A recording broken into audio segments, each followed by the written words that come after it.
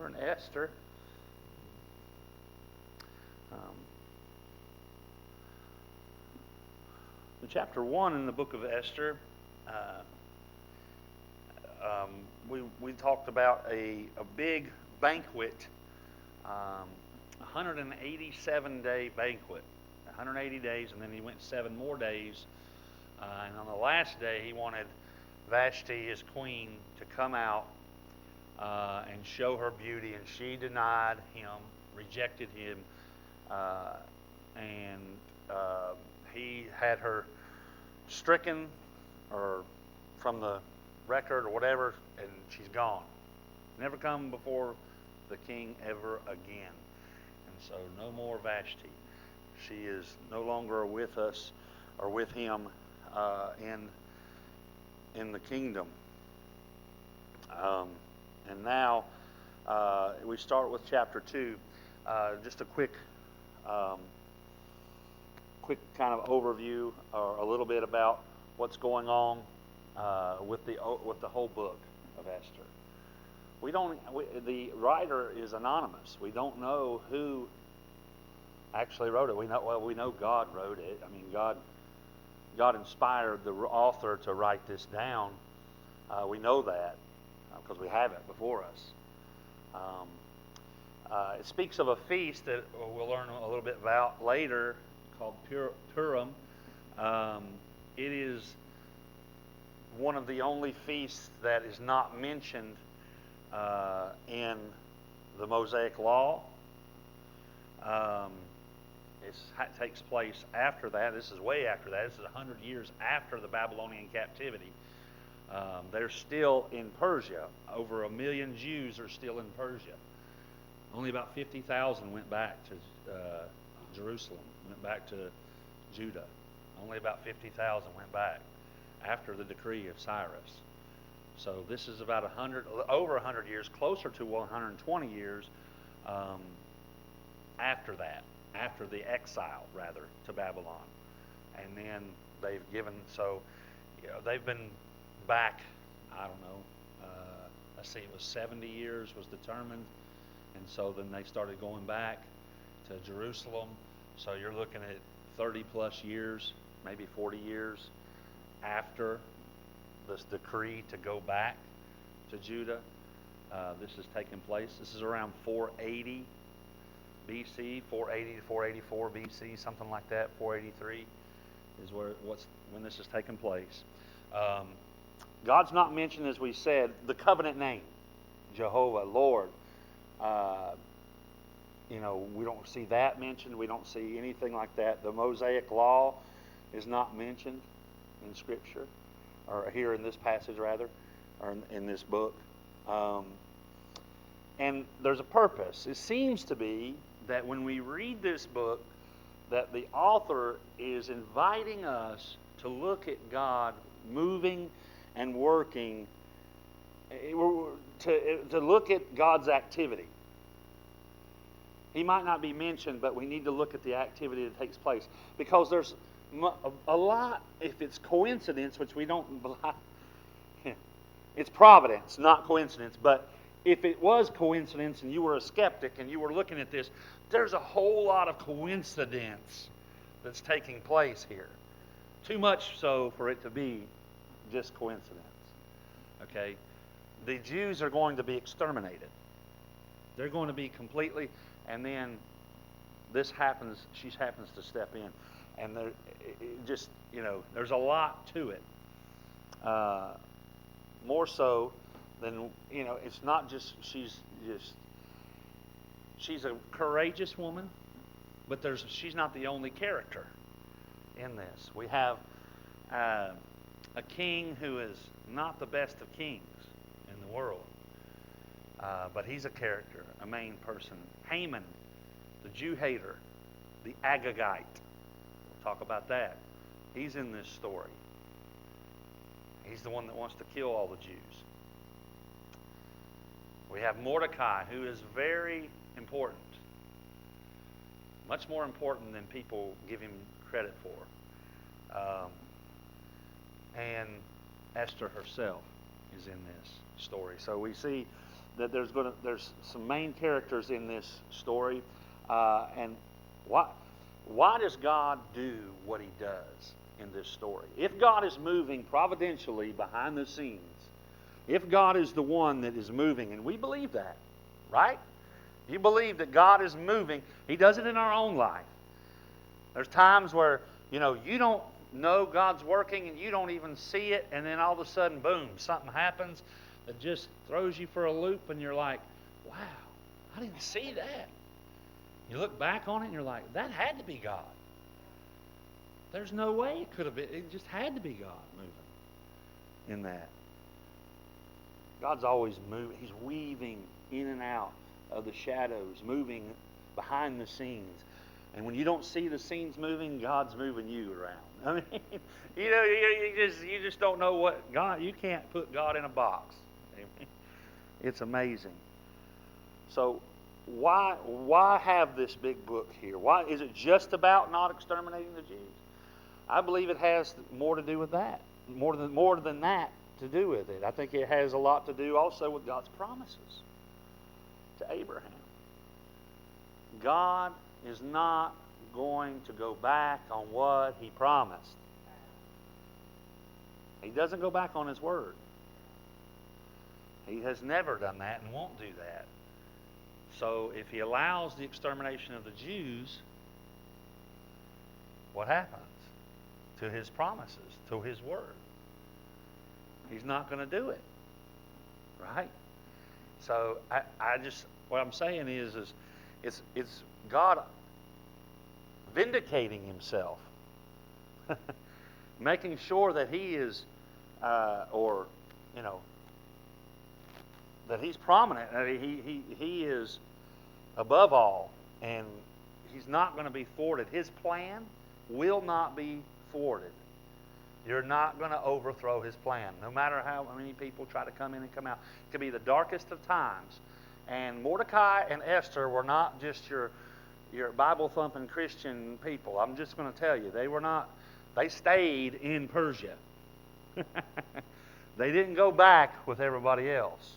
Now, there's a reason, most likely, many scholars believe that because at the time, Jerusalem was considered it had a lot of bad actors in it around, not Nehemiah or any of them, but the people around, the enemies and all this stuff. It was considered a bad land. It wasn't really considered that great of a place to go back to, and it was going to be hard work. It was going to be hard to go back. And they've gotten assimilated into society. They had gotten, Mordecai's not no priest or prophet, and she's just a young girl. So these are all factors that take place in this big story. I just wanted us to go that. Let's get on with chapter 2. We'll begin with verse number 1. It says, after these things, I want to jump on that real quick because it's not just chapter 1. Because if you look at chapter 2, verse number 16, you'll realize that a 4-year time span has happened since chapter 1 and chapter 2. There's more to after these things than just the Vashti thing. There's more to it. 4 years have passed during this time period. And what's going on? The Battle of Thermopylae. Remember, Ahasuerus, the king, his other name is what? Xerxes. That's his Greek name. Xerxes the first. And he has a campaign.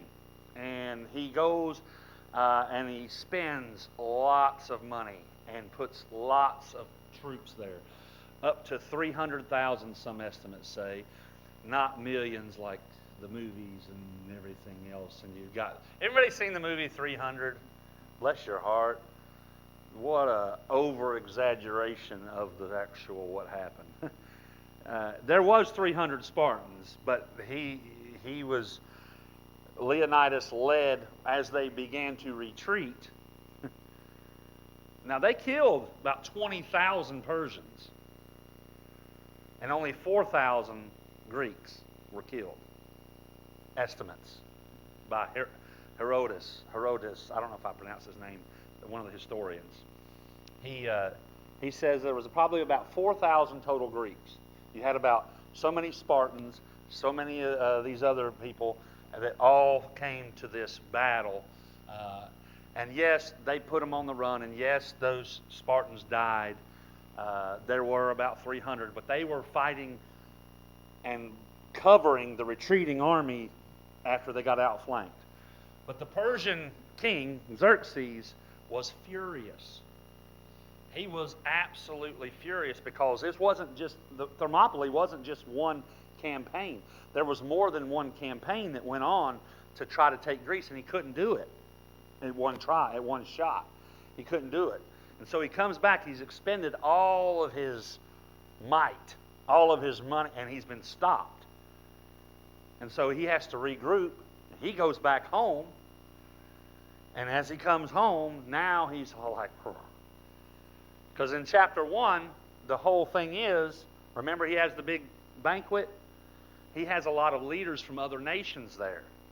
Remember, he has all the princes from the provinces and all this. It wasn't just his people. He had cohorts from other groups of people. And he's trying, Philip of Macedon is the big Greek king. Anybody know who his son was? Alexander the Great. Philip of Macedon is who made Alexander great.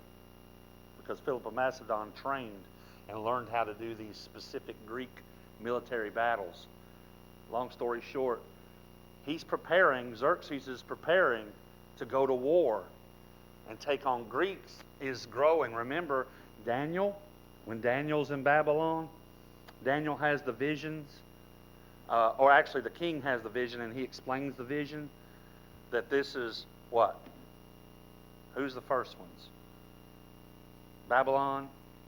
Remember, he's telling Nebuchadnezzar, Babylon, then who? The Medes, Persians, then the Greeks, and then the Romans is what this. And so the next great empire that's coming on the scene is Greece, and Xerxes is trying. There's a lot going on in the world in this time period, and so between chapters 1 and 2, Xerxes is upset. He's mad. He's just spent a ton of money. Imagine, we're $33 trillion in debt. Okay, $35 trillion in debt. I can't even fathom that number. But in their day, they might have been in debt. I don't know if they were indebted to the rest of the world or not, but he spent a lot of money, lost a lot of lives. Not that he probably cared, because he was a king and it was different. So that's what's going on. It says, when the wrath of the king Ahasuerus was appeased. It wasn't wrath from Vashti. He'd already taken care of that.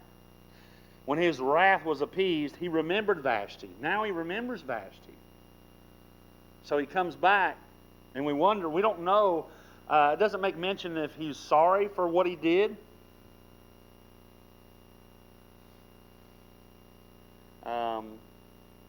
But he remembers what she'd done and what was decreed against her. And so now he's lonely.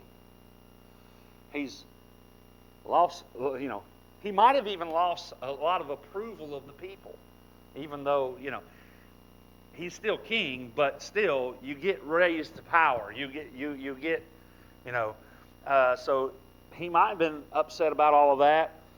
He was a very prideful man. Obviously, we can see that by chapter 1. And so now he remembers what he did. He remembers and he's alone. He has nobody. So now we read verse 2. It says, then said the king's servants that ministered unto him, let there be fair young virgins sought for the king. And let the king appoint officers in all the provinces of his kingdom, that they may gather together all the fair young virgins unto Shushan the palace, to the house of the women, under the custody of Hege, Hege. I don't know how you pronounce that. I don't have a pronunciation table on my Bible like my Thompson does. Custody of Hege, the king's chamberlain, keeper of the women, and let their things for purification be given them. And let the maiden which pleaseth the king be queen instead of Vashti. And the thing pleased the king, and he did so. So this is not. It would be better read. This is not I've heard commentators, and I read a plethora of them, and they're all like, And this is Queen Beauty Pageant. No, that's not the case. Okay.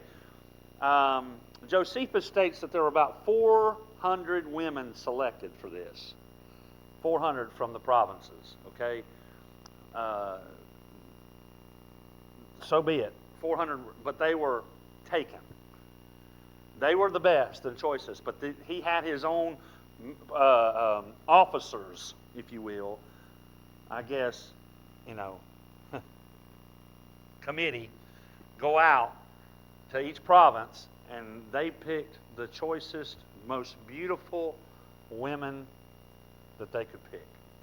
Okay?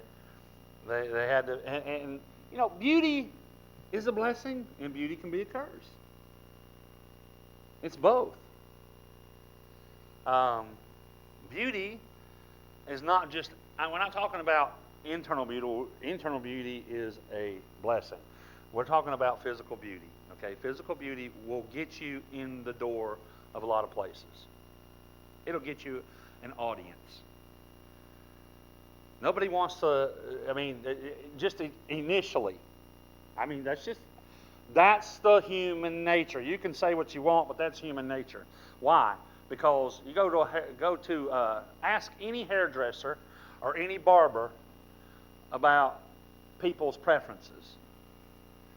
They'll tell you that people are never satisfied with the way they look.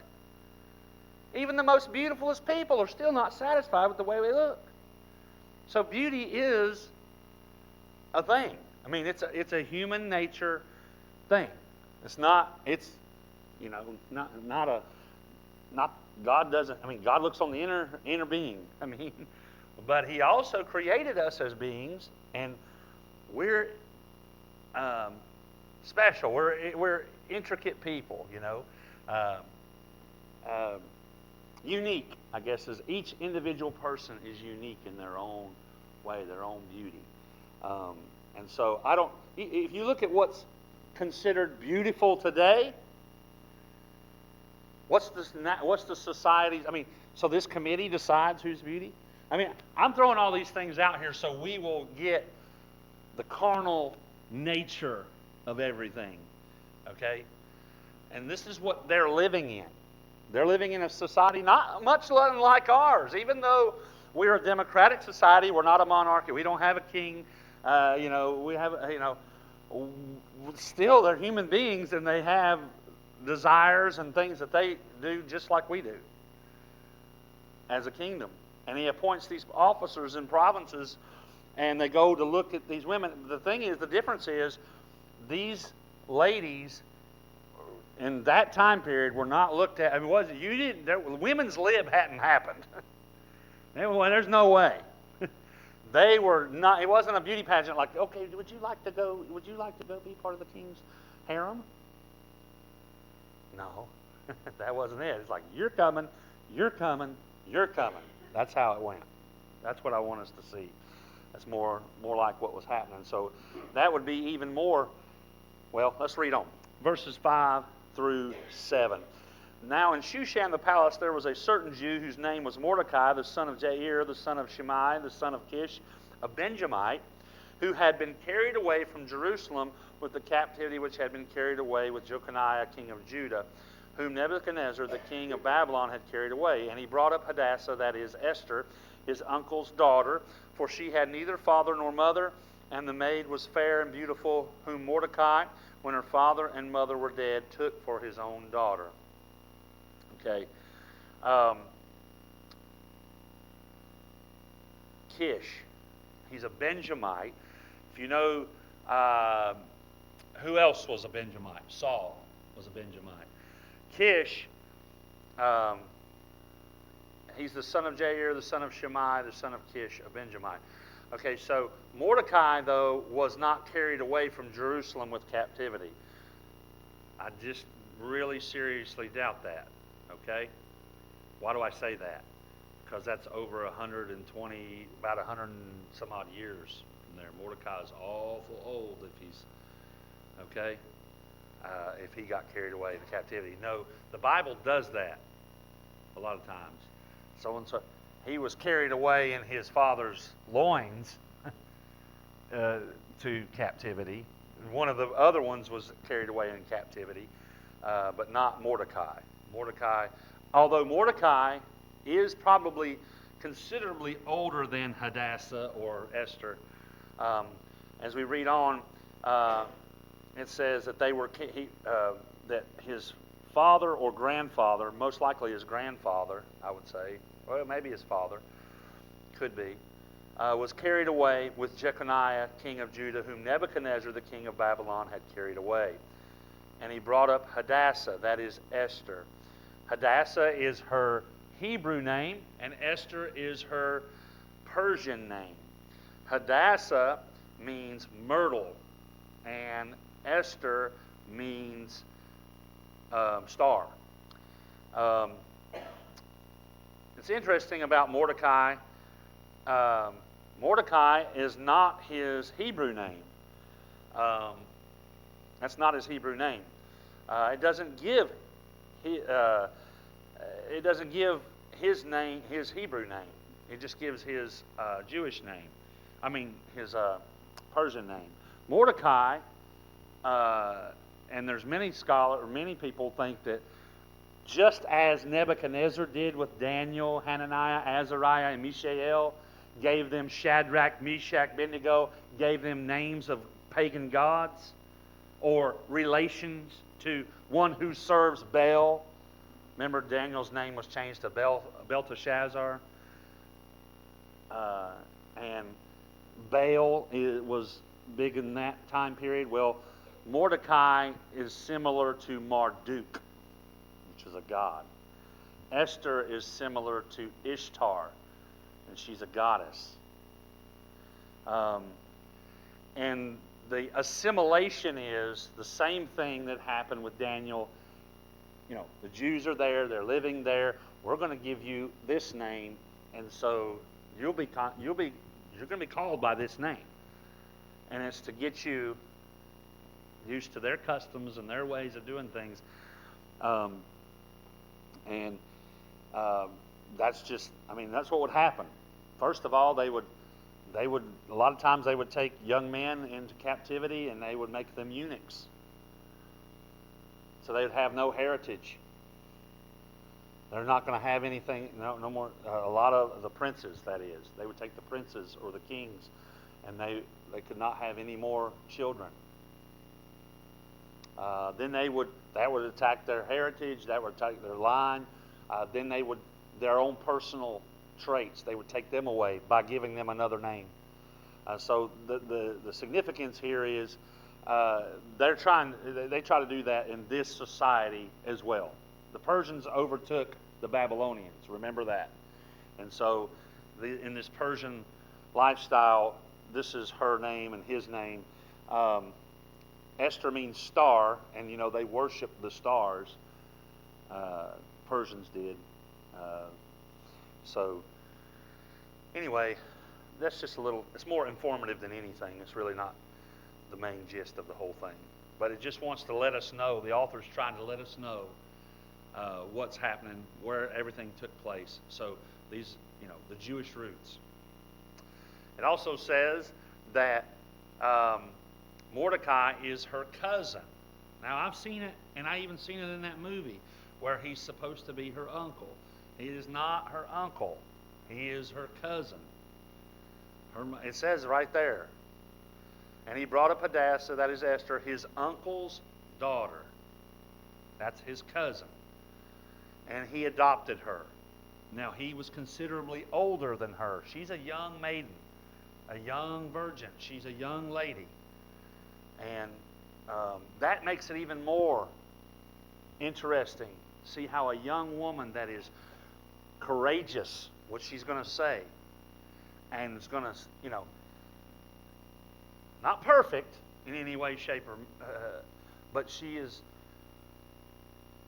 It takes a lot to do what this lady did. Takes some courage. Verse 8 says, "So it came to pass when the king's commandment and his decree was heard, and when many maidens were gathered together unto Shushan, the palace, to the custody of Hegai, that Esther was brought also to the king's house, to the custody of Hegai, keeper of the women. And the maiden pleased him, and she obtained kindness of him. And he speedily gave her things for purification, with such things as belonged to her, and 7 maidens, which were meet to given her out of the king's house. And he preferred her and her maids unto the best place of the house of the women. And if you go to the purification or the preparation in verses 12 through 14, you're going to see that it's a long 6 months and then another 6 months, so 12 months of purification, preparation, oils, and you're talking about some essential oils. You ladies like essential oil. You guys like going to the spa. You like going to get your facial and your dude. 12 months. Didn't work. All she ate the finest foods, the best things.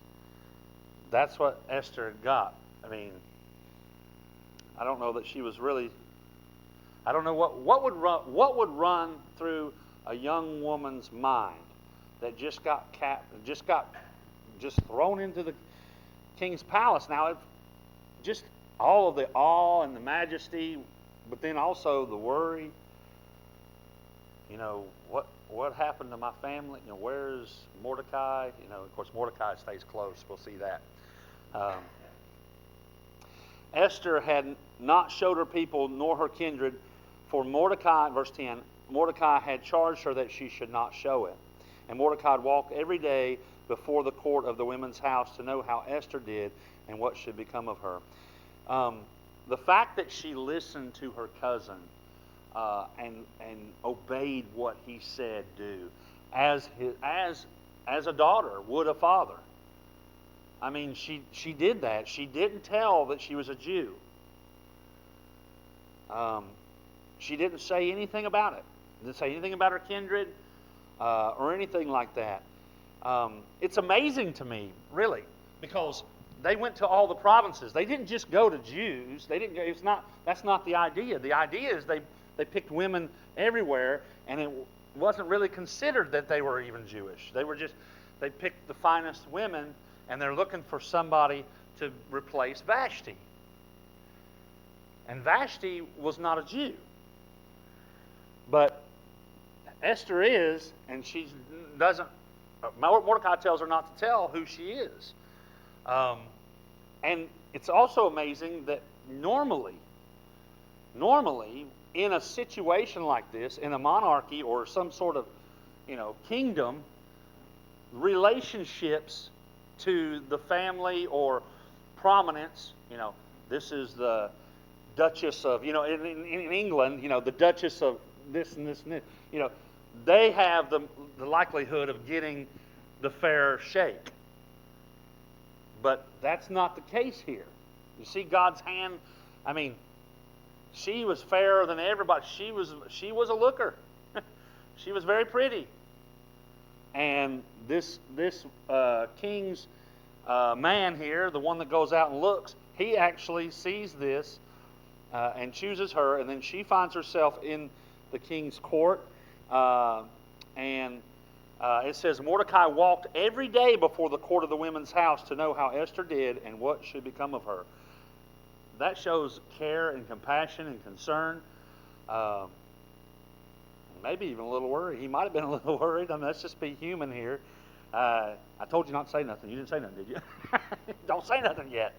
Well, many people might say, well, why are you ashamed? They're not ashamed. They're Jews, and this is a Persian court.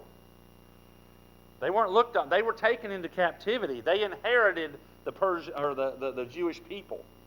They're not looking at them, and he's telling her, don't say nothing yet. He's not ashamed of who he is. He's looking out for her.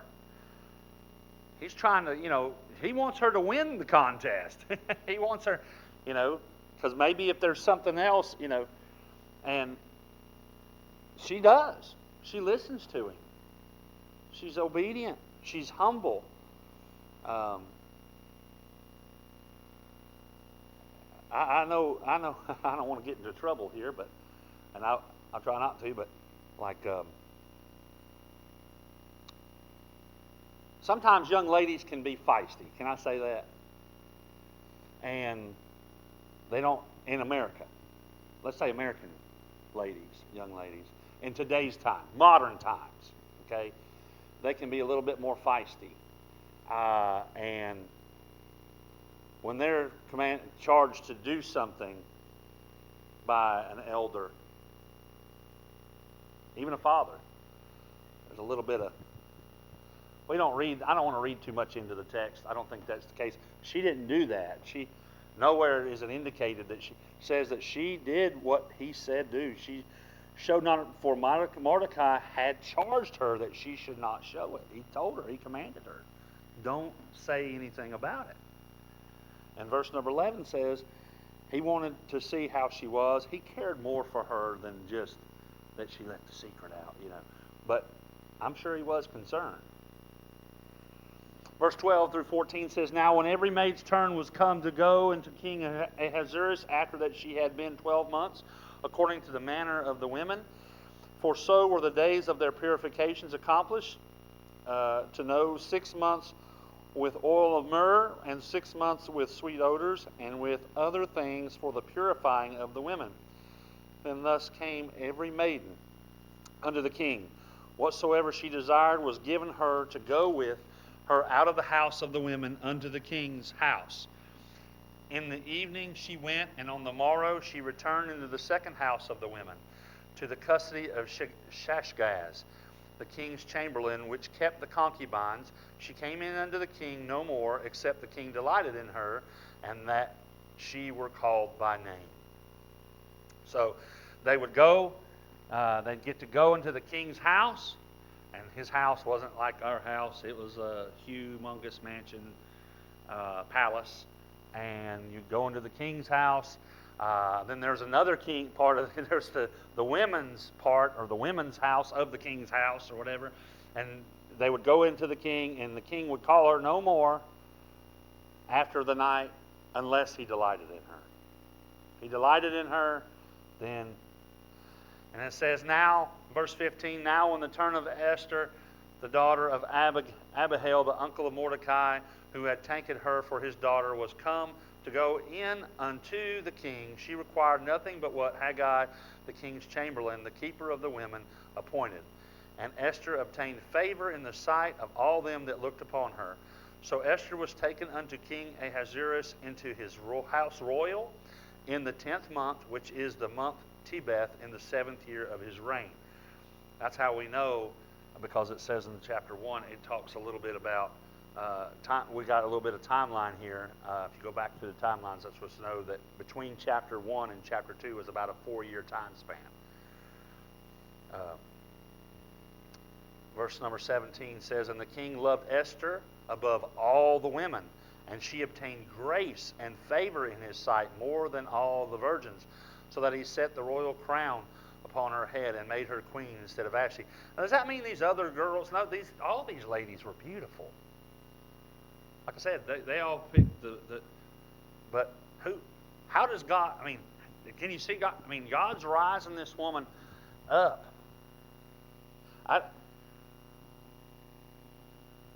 Comparing beauty, I don't think that's just the thing. There's something that pleased the king more about her than everybody else. It wasn't just the beauty. The beauty was part of it. You had to do the whole thing.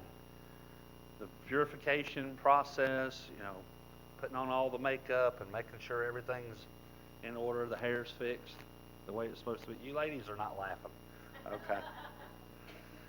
I'm trying.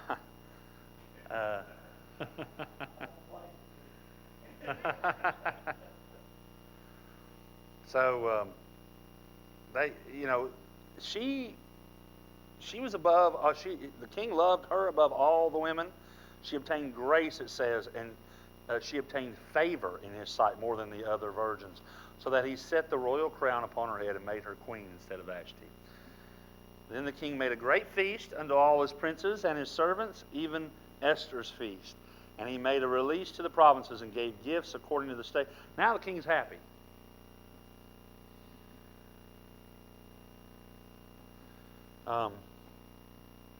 there are some, this is just talking about men in general. Men in general, there are some men that can be single in their life. There are some men that can do that. Very few. Even Adam, it was not good that he was alone. And so he is no longer without a wife. It's not just the fact that, because he had his choice of anybody he could have wanted, but I think it also has to do with this king. You know how he is. What did he do with Vashti? She was a trophy wife. Come out here and look at what I got. Well, that's what he's doing with Esther. He's not really this great, but she's gonna earn his attention. She's gonna earn his favor. She's gonna get all that, and God's one causing all this to take place. He's allowing all this and maneuvering this for it. It's amazing how it works. And when the virgins were gathered together the second time, then Mordecai sat in the king's gate. Esther had not yet showed her kindred, nor her people, as Mordecai had charged her. For Esther did the commandment of Mordecai like as when she was brought up with him. In those days, while Mordecai sat in the king's gate, two of the king's chamberlains, Bigthan and Teresh, of those which kept the door, were wroth and sought to lay hand on the king Ahasuerus. Now, it says that he sat in the gate. Remember, when you sat at the king's gate, what's he doing at the king's gate? Mordecai, a Jew. Obviously, they don't know that he's Jewish. He's not going by his Jewish name. He's not telling her to say anything about being Jewish. And he's at the king's gate. What did they do? They judged at the gates. They did some type of legal. That was a big thing, even in pagan cities and places. When you sat at the king's gate, you were there. You weren't just sitting there, just chilling. A lot of people say that's probably what he. Some people say that's what he was. That's not the case. I don't believe.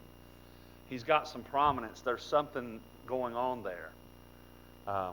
Obviously, when they came to get her, they didn't tell who they were. They didn't say they were Jews, but they came to get her, right? He had princes or whatever, these men, these servants, what were they called? Officers, to come and get these women. So they come and got them out of Mordecai's house. He's the dad. He's the adoptive. He's a cousin, but he's adopted father. So they're coming and take her out of the house. Maybe there's something. She's queen, so maybe because they're related. It doesn't have to say Jew or that. But he's in the gate. He's at the king's gate, and he hears these two men talking about taking out the king. We're gonna assassinate him. He's gone. We're going to take care of him. That's a big thing in those days. You weren't allowed to come real close into the king's palace. You could only get so far. And these men were plotting outside, and Mordecai hears it. Nehemiah, he was the cupbearer. Remember, he would taste the king, or if anybody was going to die, it was going to be Nehemiah before anybody else. So they typically didn't let outsiders. You had to be very trustworthy to be a part of the king's court. If not, he'd lop your head off. That's it. And the king was known to Mordecai, verse 22, and the thing was known to Mordecai, who told it unto Esther the queen, and Esther certified the king thereof in Mordecai's name. So she goes and says, Mordecai said, and she tells him, the king. It says, and when the inquisition was made big investigation here, was made of the matter, it was found out. It was true. Therefore they were both hanged on a tree. And it was written in the book of the Chronicles before the king. Did you know the Persians invented crucifixion? The Romans, they perfected it. but the Persians are the ones that started it. They would do a lot of impalings first, and then they started hanging people on poles and hanging them, attaching them to poles and things like that. Persians did, but they hang them on this tree, and it says it was written in the book of the Chronicles, and so they had their own chronicler before the king. So they write a record of it. And there's a record made of it, and there's some importance to that because these things are going to be brought to attention. Mordecai is going to rise to a little bit more prominence later. So, in closing, God's plan will not be thwarted. Keep that in mind. There's this thing called pur, or rolling the die. That's where we get the pur from. Purim. It's plural. Rolling the dice, so to speak. That's where we got the term rolling the dice or whatever. And that's why they have this feast every year at a certain time. They celebrate the preservation by God, keeping the Jews from being just totally taken out. Think about the anti-Semitism that started then. That's what anti-Semitism means: anti-Jew, anti-Israel, anti-Semitic. A lot of that going on today still too. Anti-Semitism has been around for centuries. Remember Hitler? We must do away with these Jews. They're a disease. They're a problem. Well, there's this man named Haman we're going to read about. Isn't that satanic? To eradicate. Why would Satan want to do that? It thwarts God's promise. If God promised that Abraham's descendants would be as the sand of the sea, and that they would continue on, and that he would be there, if it's going to thwart God's promise, when God states something, it cannot be taken. It cannot be undone. It says what it says and means what it means. And so, if you can't trust God's promises, then everybody gives up hope. That's just my input on it. I don't know 100% why, but Satan comes up, rears his little head through this Agagite, or Agagite. It's like he's throwing up. Agagite. It's sick. He's a sick guy. He wants to exterminate a whole race of people. That's pretty sick. But God's in the middle of it. He knows what's going on. You can't outrun Him. You can't outthink Him. You can't outdo. He's God. He's totally sovereign. But the Agagite's lost. He's following the wrong guy. So, but God's going to have His way. It's a great story. And these that are in here, they're obedient, and they care for their own people, care for their own kind, care for, I don't know that, the star of the story is really God. It's not, His name's not in it, but He's really the star of the story. Esther, she's a courageous person, and she has some great qualities. But if you focus only on those qualities of her, you're missing the whole thing. You're missing the whole thing. It wasn't that she was even, it doesn't even seem that she was even really, well, just to be honest with you, she goes and she doesn't do like Vashti. Vashti just didn't, and Daniel didn't bow. But she goes. And she marries a pagan king. Well, she would, or she's going to lose her life. Well, I'm not trying to be too hard on her, but I'm just telling you, that's against the covenant. That's totally against the covenant. Mordecai allows it to happen. So we don't need to portray Mordecai and Esther as these great, wonderful people that are above everybody else. Yes, they are valiant, courageous, and but they're not necessarily trying to save their whole people just to, But maybe that's why she's there. Maybe that's what Mordecai is leaning on. Maybe he's saying, you're here for such a time as this. Maybe that's why you're in this. He doesn't say, God's got you here for this, but maybe that's why you're here. Just so happens you're here. And it's like God's leading them along and bringing them to a part of faith. He's bringing them to a measure of faith where they will boldly stand up and do it.